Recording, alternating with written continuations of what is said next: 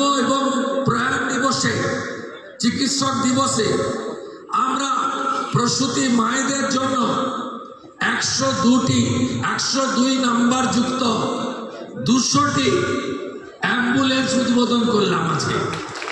200টি। এটি সমস্ত হেলথ সেন্টারগুলো, হসপিটালেতে স্বাস্থ্য দপ্তর ডিস্ট্রিবিউট করে দেবে। আমাদের এবারের বাজেটে কি কি আছে শুনে রাখুন। 1 লক্ষ কর্মসংস্থান হবে শিক্ষিত বেকার যুবক যুবতীদের জন্য। তাদের মধ্যে 30,000 মহিলা, শিক্ষিত মহিলাকে আমরা চাকরি সুনিশ্চিত করব। আমাদের দ্বিতীয় প্রতিশ্রুতি, প্রধানমন্ত্রী মাতৃবন্দনাতে আমাদের প্রসূতি মায়েদের ভারত সরকার থেকে 5,000 টাকা করে দেওয়া হয়। আমরা তার সঙ্গে 16,000 টাকা যুক্ত করে 21,000 টাকা করে দেব। আগস্ট মাস থেকে আপনারা এটা পাবেন।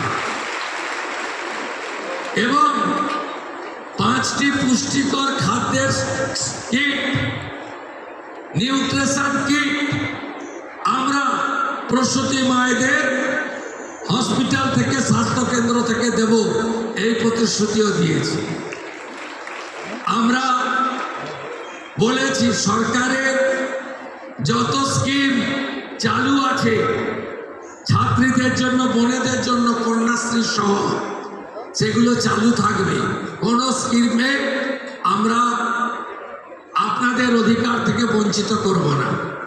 সাথে সাথে আমরা চাই আমার বোনটি, কন্যাটি ডাক্তার হোক, ইঞ্জিনিয়ার হোক, নার্স হোক, লয়ার হোক, গ্র্যাজুয়েট অনার্স হোক, অধ্যাপক, শিক্ষিকা হোক, ডক্টরেট করুক, পিএইচডি করুক। এই জন্য ড্রপ আউট আটকাতে আমরা 50,000 টাকা করে ইউনিভার্সিটি উচ্চশিক্ষার জন্য মহিলাদের, বোনেদের, কন্যাদের দেওয়ার জন্য আমরা ব্যবস্থা রেখেছি। এ তো গেল সাপোর্ট। সুরক্ষা কি হবে? সুরক্ষা কি হবে? অভয়ের মতো ঘটনা, কসবা ল কলেজের মতো ঘটনা, রামপুরহাটে ছোট্ট আদিবাসী কন্যার ধর্ষণ খুনের ঘটনা, অথবা হাঁসখালি, কালিয়াগঞ্জ, ময়নাগুড়ির মতো ঘটনা, অথবা রামপুরহাটে বকটুইতে সংখ্যালঘু মহিলা, শিশু কন্যাদের জ্বালিয়ে দেওয়ার মতো ঘটনা কবে বন্ধ হবে? এর জন্য সরকার কি ভাবছে? প্রথম ভাবনা, ক্যাবিনেটে নারী সুরক্ষার